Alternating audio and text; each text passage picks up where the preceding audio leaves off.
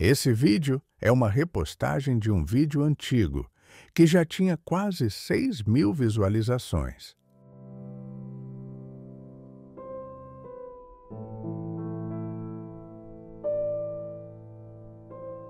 A grande descoberta, Pedra Filosofal e o Elixir da Imortalidade.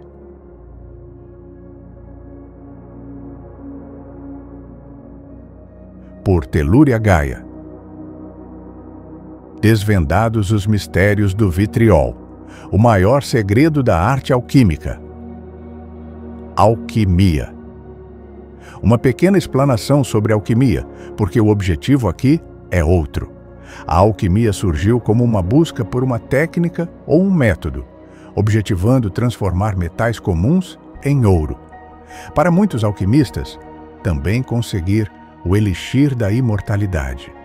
Começou assim, mas logo se transformou em uma busca profunda da espiritualidade e da transformação do ser humano e da natureza. A alquimia começou nos tempos medievais.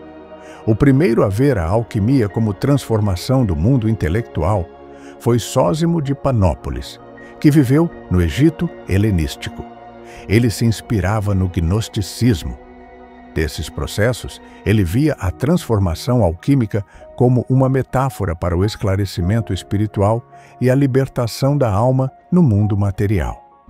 Mas os egípcios sempre acreditaram que o mundo material funcionava com a influência das forças divinas. A busca da pedra filosofal teve início com Hermes Trismegisto, no Egito helenístico. Mas muito importante, foi a alquimia indiana que influenciou o conceito de transmutação espiritual. Um suíço, médico, alquimista e astrólogo, Paracelso, introduziu o conceito de microcosmo e macrocosmo, considerando que o corpo e a mente estavam interconectados. Baseado nas obras herméticas, ele introduziu produtos químicos na medicina. Tudo é veneno e nada é sem veneno. É a dose que faz com que o veneno não o seja. Além disso, esse médico achava que a natureza tinha uma assinatura de Deus e que os alimentos parecidos com partes do corpo humano faziam bem para a enfermidade desses órgãos. Ele via a alquimia como disciplina espiritual, com a transmutação de metais servindo como uma metáfora para a transformação espiritual e pessoal. Ele acreditava que a alquimia poderia revelar a natureza oculta das coisas, levando a uma compreensão mais profunda do divino. Para Paracelso, esses três princípios, enxofre, mercúrio e sal, os três precisam estar em perfeita harmonia dentro de nós. Quando esses três princípios estão equilibrados, tanto o corpo quanto a mente e o espírito encontram sua verdadeira expressão. Enxofre, mercúrio e sal, os princípios subjacentes a toda a matéria. Enxofre dá a combustibilidade e a mudança. O mercúrio representava fluidez e volatilidade, e o sal representava solidez e permanência do corpo. A alquimia vai além da descrição do mundo material. Suas metas têm um valor simbólico, porque significa que, na verdade, seus praticantes usavam algo muito maior. A transmutação espiritual, assim como o elixir da imortalidade, nada mais é do que um recurso próprio do organismo humano na hora da criação, e concebe aqueles que realizam o longo processo de retificação espiritual, uma vida dedicada ao infinito. Vitriol, o maior segredo da arte alquímica, mapa codificado, diagrama sagrado que guarda verdades profundas. Ele guarda o roteiro da mais grandiosa transformação, não dos metais, mas da própria alma. Na tradição esotérica da alquimia, vitriol é entendido como um chamado para a jornada interior, uma instrução velada para descer às profundezas do próprio ser e encontrar aquilo que é eterno. É um enigma cifrado compreendido apenas por quem se atreve a atravessar os portais da autotransformação. Sua essência ressoa na tábua de esmeralda de Hermes Trismegistus e se manifesta nos intrincados diagramas dos mestres alquimistas que sempre souberam que a transmutação da matéria não passa de um reflexo da suprema transmutação e o aperfeiçoamento do ser. Esse roteiro aponta para o caminho da transformação interior. Foram muitas horas de busca e desespero por compreensão. A mente parecia não alcançar tanta grandiosidade. Com o trabalho, anotações e pesquisa, a mente expandia inconscientemente e o extraordinário aconteceu. A espiritualidade começou a mostrar os caminhos e foram seguidos quase que cegamente. Estou falando de alquimia, e buscadores nunca param. É um trabalho incessante, viciante e maravilhoso. Mas o que é o vitriol? Vitriol é um acróstico. Visita interior terrae, rectificando, invenies occultum lapidem. Visita o centro da terra, retificando-te, encontrarás a pedra oculta. Essas palavras perseguem buscadores e durante anos fazia parte de um cotidiano de meditações, transcrições, observações e estudo. O objetivo aqui é claro. Vislumbravam expandir a mente, com a finalidade de traduzir esse diagrama. Vamos ler essa frase novamente. Visita o centro da terra, retificando-te, encontrarás a pedra oculta. Se lermos literalmente, o que podemos entender? Talvez cavar um grande buraco em um lugar específico até o interior da terra. Mas antes, rezar, meditar, etc. para a retificação. Sem esquecer de procurar uma pedra muito especial. Parece não fazer sentido algum, mas o tempo é amigo de quem espera, de quem insiste e de quem busca pela revelação, com a paciência adquirida e trabalhada no interior da alma. Claro que era uma busca incessante, mas ficava cada vez mais claro que esta visita estava relacionada com o interior do ser, o microcosmo. Retificar é a coisa mais difícil que alguém pode fazer, quando o mundo em que vivemos, materialista, egoísta, injusto, não deixa saída.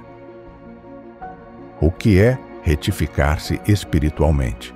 Existe um remédio geral, Tikkun Haklali, que em hebraico quer dizer reparação geral. É um rito cabalístico. Retificar é elevar o espiritual, se soltar e abandonar o material. São 10 salmos que, quando recitados na ordem correta, eles têm um poder muito grande de purificação da nossa alma.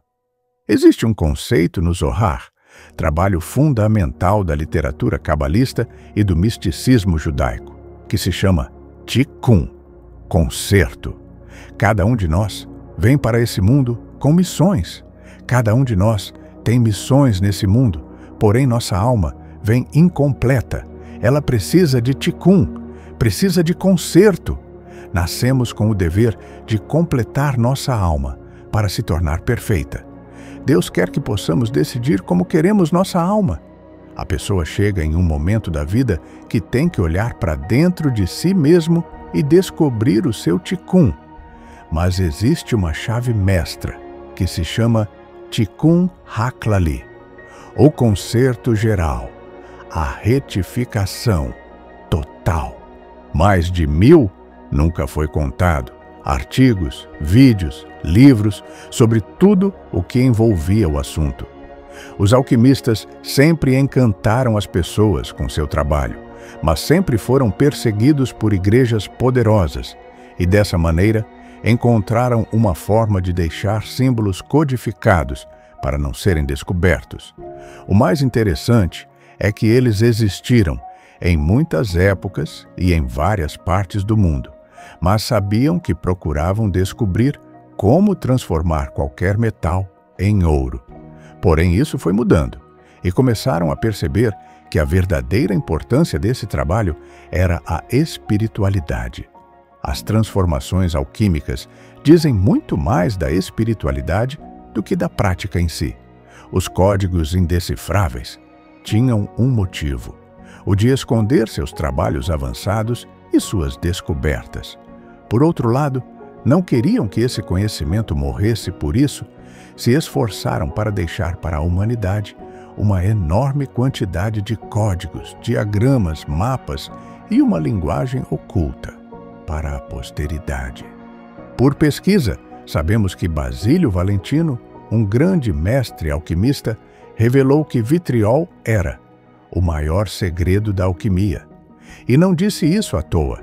Ele sabia que por trás dessas letras escondia-se um dos maiores segredos da humanidade. Muito estudo, dedicação, insights, e em um dia inesquecível, as coisas começaram a se revelar. Em sonhos, encontros astrais, dimensões paralelas, inexplicáveis. A teoria que convenceu foi a de que o vitriol é um roteiro perfeito para a criação e transformação da alma. Como foi escrito, dito e falado, a jornada é interna.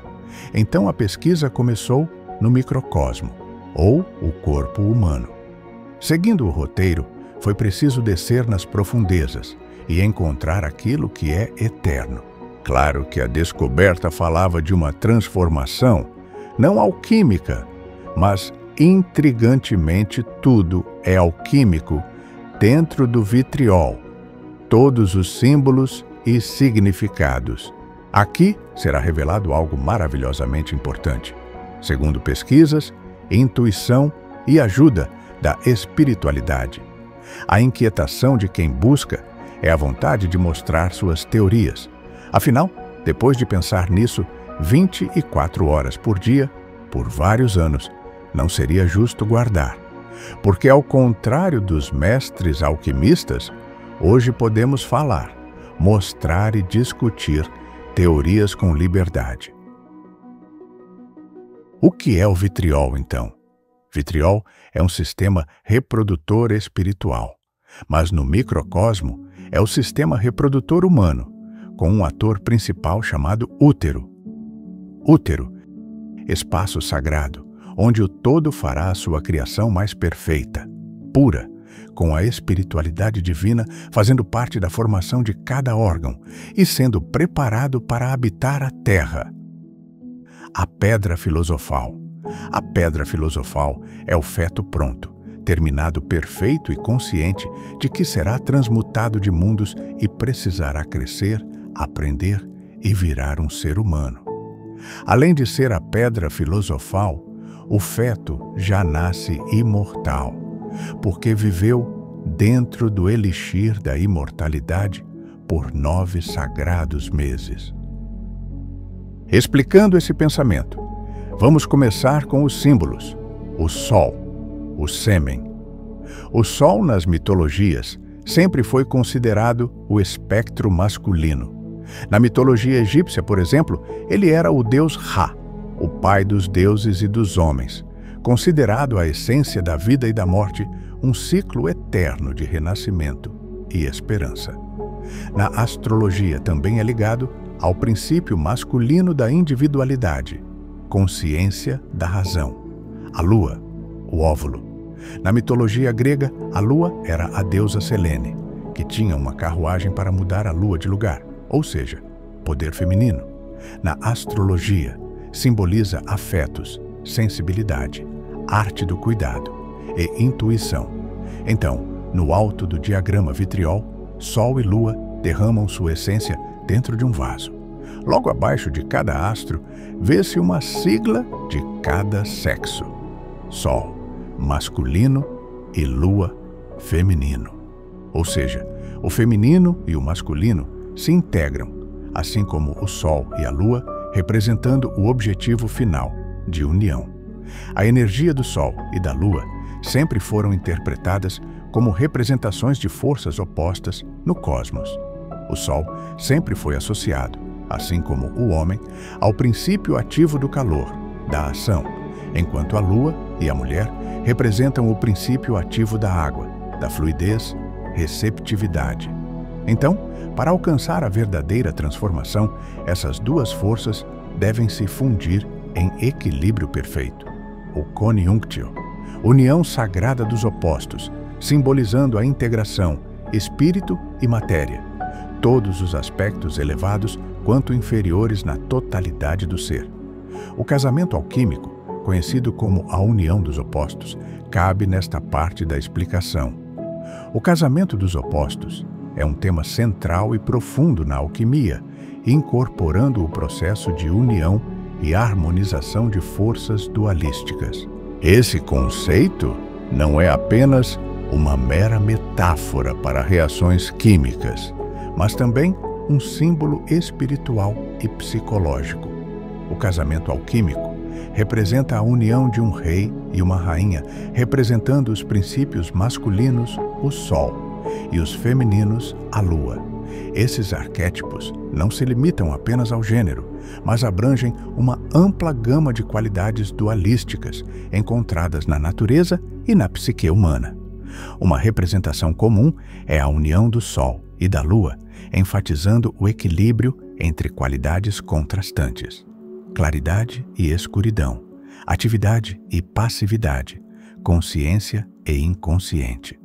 No cerne do casamento alquímico está a busca pela unidade dos opostos, reconciliando forças opostas dentro do cosmos e do indivíduo. Os alquimistas buscaram alcançar um estado de completude, equilíbrio e iluminação. A união dos opostos também é vista como para o processo alquímico de transformação, levando à criação da pedra filosofal. Segundo Jung, o casamento alquímico representa a união da ânima e do ânimos. A ânima é o lado feminino inconsciente de um homem, e o ânimos é o lado masculino inconsciente da mulher.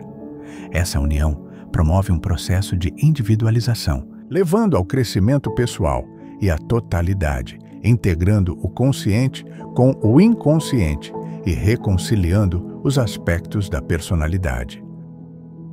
O cálice, o útero, a caverna e o elixir da imortalidade.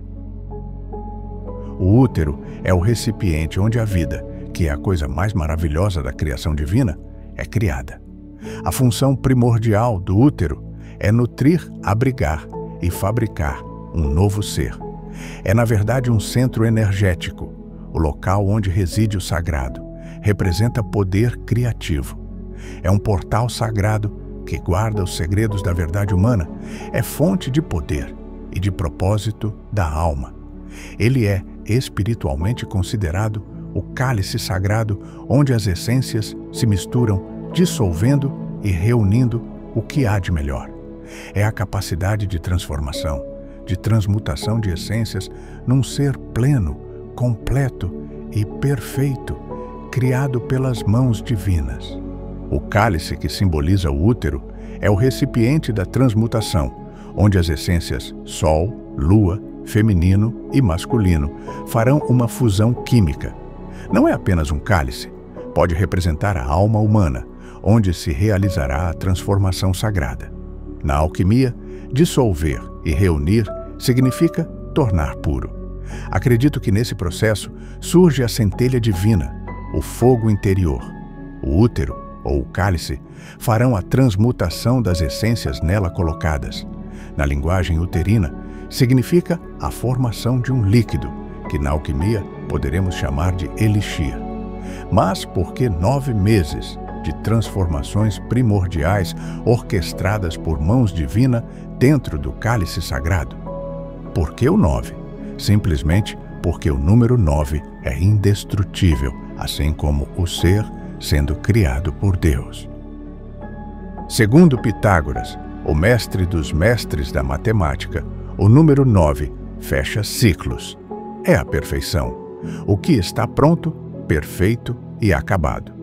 O ser fica 9 meses recebendo o elixir da imortalidade, líquido amniótico, 90% de água, protegendo e facilitando os movimentos, ensaiando sua libertação. Sódio, potássio, cloro e bicarbonato, importantes para o equilíbrio e bom funcionamento das células e tecidos do novo ser. A proteína albumina, que é a proteção imunológica, e ajudam a desenvolver o novo ser, e mais proteínas que transportam nutrientes. Não vamos esquecer da glicose que faz o novo ser ter energia, os lipídios que formam o pulmão e a capacidade necessária para transmutar de mundo e respirar nosso ar, e os hormônios, estrogênios, progesteronas e prostaglandinas, que também ajudam a desenvolver e ajudam o útero, o recipiente sagrado. O líquido amniótico é estéril, seguro e mesmo com micro-organismos acabam ajudando no desenvolvimento. Esse elixir, líquido amniótico, em algum momento se transmuta para o DNA. O DNA tem o padrão do infinito, imortalidade.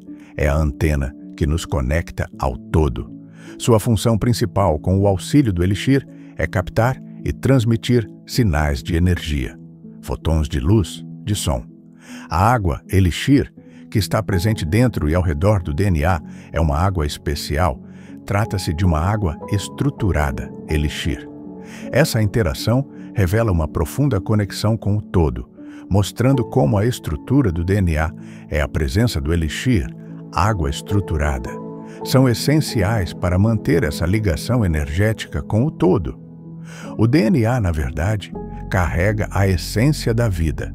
É como o todo sabe quem é cada um de nós.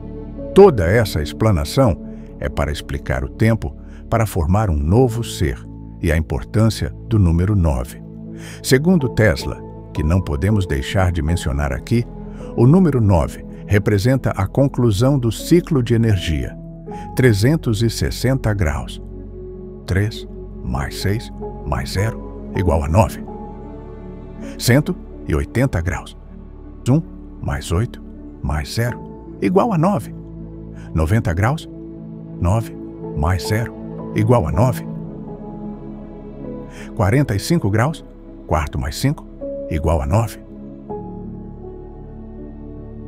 Cria-se um padrão a cada bissetriz adicionada em que o resultado espantosamente dará 9. Observou-se que quando se coloca bissetrizes em um círculo, o ângulo resultante somado sempre será o 9. Reciprocamente, os polígonos revelaram exatamente o oposto. Os vetores acumularam uma singularidade na extremidade do círculo. A soma de todos os algarismos, excluindo o 9, é 36. 1 mais 2 mais 3 mais 4 mais 5 mais 6 mais 7 mais 8 igual a 36 e 3 mais 6 igual a 9. Paradoxalmente, o 9 somado a qualquer dígito retorna sempre ao mesmo dígito. Exemplo, 9 mais 5 é igual a 14, que se somarmos o 1 e o 4 de 14 é igual a 5. O número inicialmente somado a 9. 9 mais 7 é igual a 16, que se somarmos o 1 ao 6 é igual a 7, o mesmo número que somamos com o 9. Além disso, o 9 somado a qualquer outro algarismo sempre resultará no mesmo algarismo. Paradoxalmente, é como se estivéssemos somando com o 0. Então 9 é literalmente igual a todos os dígitos e simultaneamente a nenhum. Não obstante a tudo isso, se dividirmos cada algarismo dos números 3, 6, 9 por 2, o resultado na primeira sequência sempre será 9 e alternará entre 3, 6, 9 a cada 3 sequências. Na numerologia, 9 é sagrado angelical, significa fé, amor universal, karma, sabedoria divina, leis universais e espirituais, despertar espiritualmente e esclarecimento. Traz também empatia, indulgência, bondade, humildade, simpatia, abnegação, tolerância, misericórdia, discrição e grande sabedoria interior. Também traz destino, amor próprio, independência, atração, comunicação, realização, visão ampla de ver a não conformidade, espírito artístico e excentricidade. Nesse tempo, de 9, tanto o espermatozoide quanto o óvulo carregam o Sol e a Lua e se fundem, resultando um DNA. Tudo isso faz do ser informação, a mais perfeita união de todas as qualidades universais. Segundo o médium Benjamin Teixeira de Aguiar, que recebe Eugênia Aspásia, constitui uma boa analogia de um útero, o útero da deusa mãe. Você não está só, está amparado, envolvido pelas energias e emanações mentais daquela que cuida do bem-estar, do desenvolvimento, da expansão de lucidez e consciência de todas as criaturas. Mercúrio. Os alquimistas dizem que Mercúrio é a fragmentação do um para muitos. Unânimes afirmam que antes da pedra ser encontrada deveria ter duas purificações: sublimação, processo seco, e lavagem, processo úmido. Isso significa que Mercúrio age intelectual e emocionalmente. Não precisa buscar a perfeição dos metais dentro de si, porque já o é. Antes, era preciso retificar o Mercúrio. Mercúrio, sal e enxofre dos filósofos, até que o espírito e o corpo metafísico se unam inseparavelmente por meio de uma alma metálica, preparando o salão para a coroação. Mercúrio transmuta o veneno para o elixir. A tábua de esmeralda diz que o fixo deverá ser volatilizado e o volátil deve ser fixado. A coisa deve ascender e depois descender, tornando as forças das coisas superiores as das coisas inferiores. Geber nos diz que é muito difícil fixar Mercúrio, a não ser que seja com seu companheiro alquímico, através de um artifício. Mas aquele que conhecer isto, conhecerá um dos grandes segredos da natureza, que é aquele das afinidades dos metais. Chamavam de corpo metálico essa energia planetária, quando ela já tinha sido transmutada e não era mais afetada por sentimentos e sensações baixas, tais como a luxúria, orgulho, inveja, medo, ganância e vá cobiça. Pré-corpo purificado sem a presença das sujeiras da terra, e eles chamavam de corpo metálico dos metais. Esse tipo de mercúrio não pode ser comprado ou fabricado nos laboratórios em cima da terra. Ele só pode ser feito no laboratório alquímico interior do nosso âmago, através da profunda transformação psicológica sobre o mundo e sobre suas impressões. Luz astral. A química de Deus nos propõe a reflexão da matéria, o aperfeiçoamento de todas as coisas, conceito e objetivo, que parece ser a semente e o fruto de todas as religiões do mundo. O mercúrio é a coisa única necessária para a grande obra. É o espírito dos metais. É a água que não molha. Nas mãos dos sábios, ele é conhecido como Mercúrio Filosofal.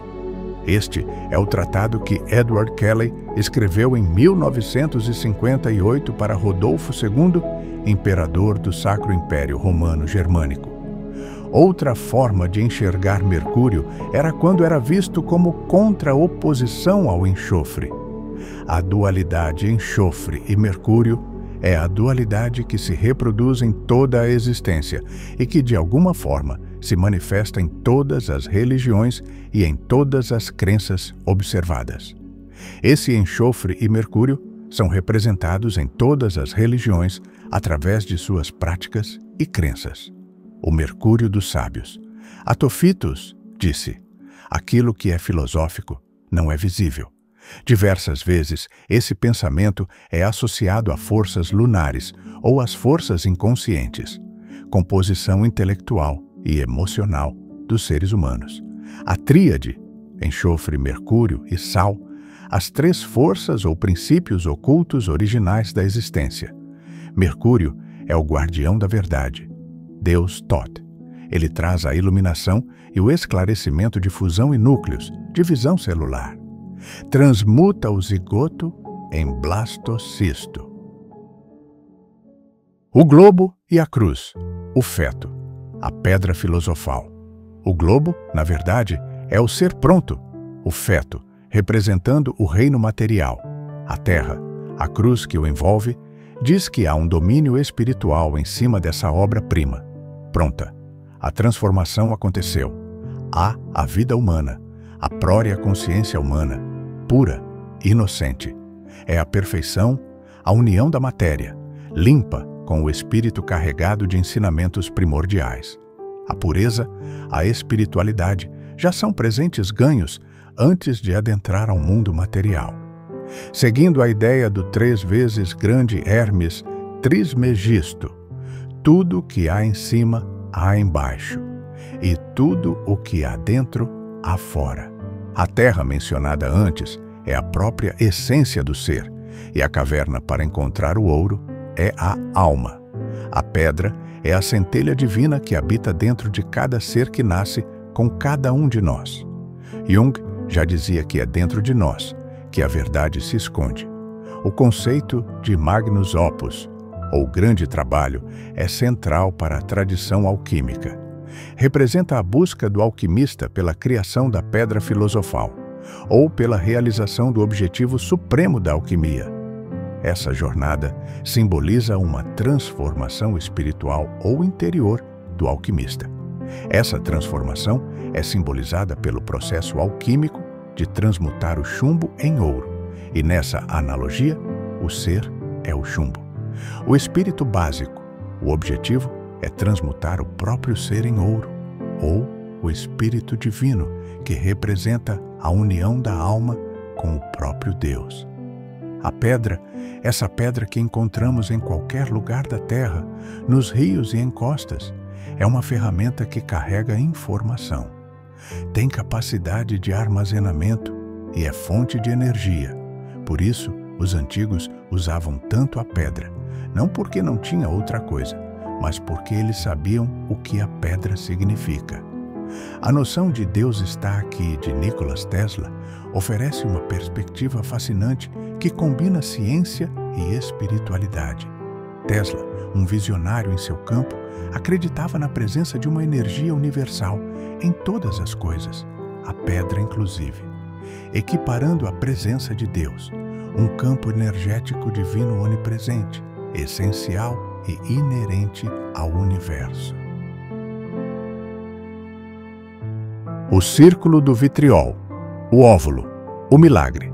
Um círculo envolve todo o desenho, representando a totalidade, unidade e eternidade. Magnus Opus. O círculo se fecha para a transmutação alquímica, onde o impuro é purificado até alcançar sua perfeição. 300 milhões de espermatozoides tentam chegar ao círculo, óvulo. Os que ficam de fora é porque não foram os escolhidos para habitarem esta terra. Não é o mais rápido que chega, porque é o óvulo que escolhe, o que já foi escolhido no cosmos pelo todo. Os espermatozoides correm para a vida, e o que chega, o escolhido pode ser chamado de iniciado. Somente um deles consegue entrar no círculo, óvulo, que em seguida se fecha totalmente para começar o grande milagre da vida. Fechado como o círculo do vitriol, onde só ficam os iniciados. Quando o espermatozoide, o escolhido, encontra o óvulo, um milagre divino acontece. Aparece uma faísca e um clarão rápido, tipo um flash. Os cientistas descobriram que esse fenômeno marca o início de um novo ser. Mas e a luz? Bom, essa luz é o sopro de Deus, a hora da criação de sua grande obra, o momento mais mágico da existência. Uma alma que se liga nesse novo ser, o início de uma grande jornada. Esse novo ser irá crescer, nascer, aprender e em algum momento terá que fazer escolhas para limpar sua alma. A retificação.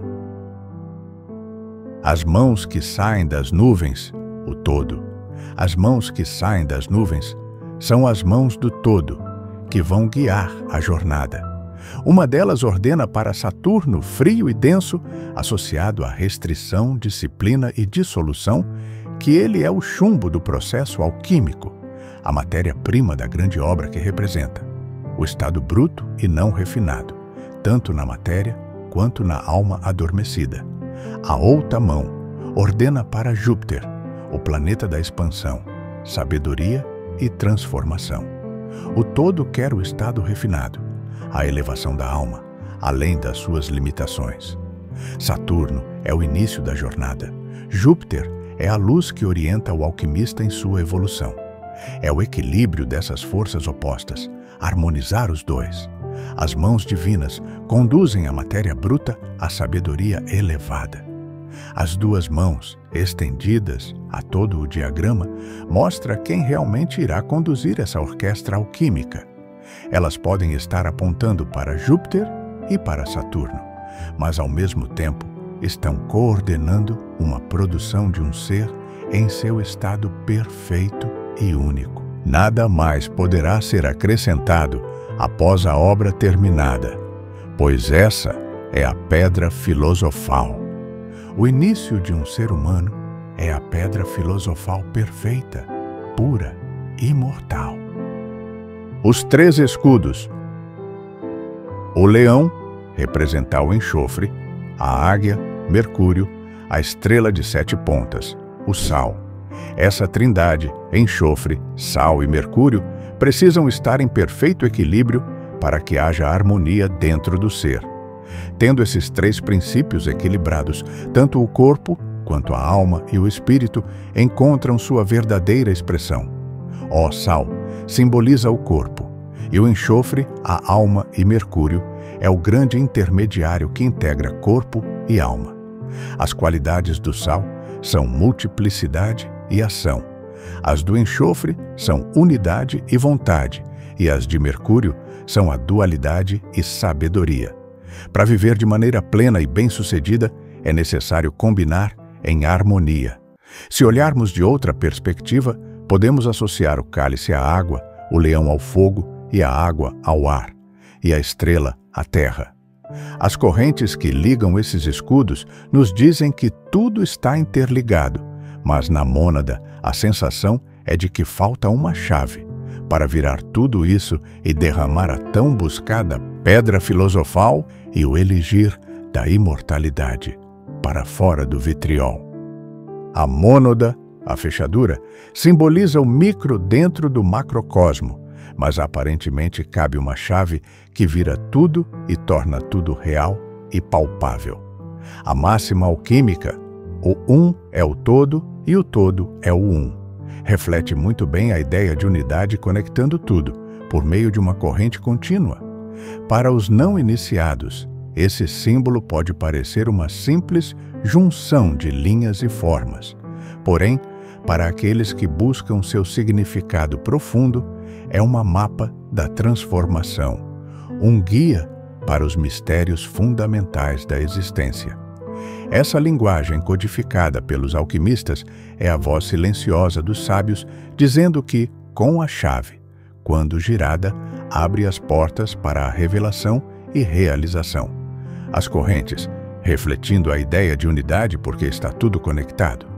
Tanto no microcosmo quanto no macrocosmo, tudo está ligado, tudo tem um sentido, tudo é ação e reação. A chave perfeita para virar esse diagrama e abrir o portal para o elixir da imortalidade e liberar a pedra filosofal é o Tetragramaton. O Tetragramaton, o nome impronunciável de Deus, é a chave para tirar a pedra filosofal. E meio aos símbolos místicos e esotéricos, o Tetragramaton emerge como uma representação poderosa e enigmática. Composta por 4 letras hebraicas, Yod, He, Vav, He, essa chave carrega a sabedoria, a espiritualidade e mistério. O significado dessa chave mergulha nas esferas da criação, poder divino e equilíbrio cósmico. Juntas, essas letras formam a chave divina que transcende as fronteiras do tempo e espaço. É a chave alquímia representando a transmutação espiritual e a busca pela união com o divino. É a chave para acessar as energias mais elevadas do universo.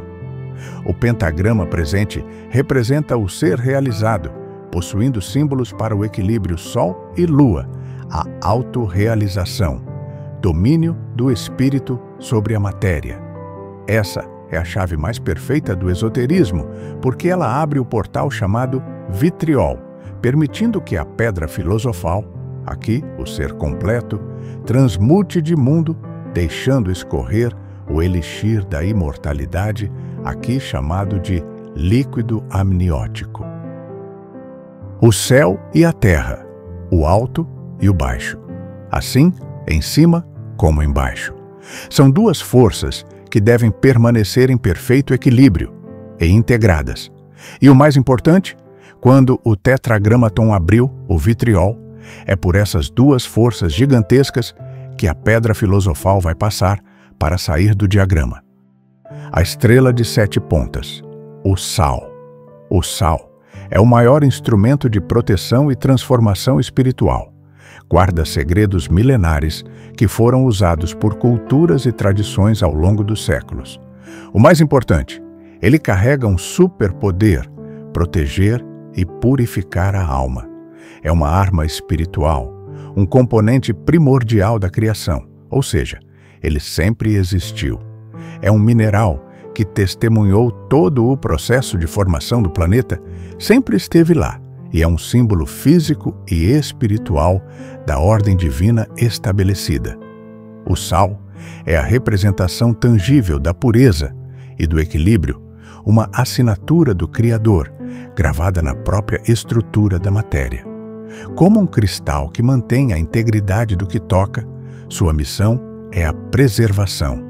No vitriol, representado pela estrela de 7 pontas, numa posição estratégica, no diagrama, o feto ao nascer passará pelo banho de sal, e no seu papel na criação do ser, torna-se uma metáfora poderosa da presença divina, garantindo que a pureza e a ordem original da criação sejam mantidas e continuará através dos séculos.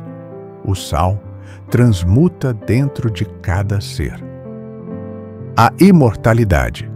A maioria de nós acredita na morte, porque desde que nascemos, instituições, religiões, governos colocaram isso dentro de nossa cabeça, para sermos controlados e sentir medo. Mas, sim, na verdade, nós somos imortais. O fim não é o fim. A física quântica está começando a comprovar o que a espiritualidade milenar sempre soube. Quando o corpo que habitamos acaba sua validade, ou deixamos de respirar por outros motivos, nossa consciência, alma, fica solta e pode viver um outro universo. O fim não é o fim. É uma porta giratória para outros começos. Roger Penrose e Stuart Hameroff, 2 cientistas, acreditam que a consciência é um fenômeno quântico, não está limitado ao corpo físico e pode transcender nossa biologia. Ou seja, se o corpo desliga, a consciência continua. O ser continua, porque alcançamos a imortalidade sendo criados dentro do microcosmo por Deus. Os budistas e os hinduístas, a toda a espiritualidade já observada, já sabem disso desde os primórdios, menos as religiões cujos objetivos suspeitos sempre foi o de controlar as pessoas através do medo, punição e castigo. A consciência é infinita e a morte é apenas uma transição. Bhagavad Gita fala de múltiplas dimensões e ciclos de existência. Somos, na verdade, fragmentos de algo infinitamente maior. O Atman, no hinduísmo, diz que atravessamos ciclos de nascimento e morte infinitos. No budismo, somos comparados a um rio que flui e, quando perdemos o corpo, a alma continua. Essas verdades espirituais, a ciência está começando a provar tudo. Por isso, vivamos sem medo da morte. Afinal, somos imortais. Somos a pedra filosofal, protegida pelo elixir da imortalidade. Nossa alma, após deixar o corpo, pulará para outro universo, onde viveremos uma nova vida, com a chance de aumentar a retificação, e assim acontecerá infinitamente até que todos tenham chegado à pureza de pensamentos, amor, união, solidariedade, empatia e todos esses valores morais, e aí sim, essa fração que somos do todo terá o sentido especial.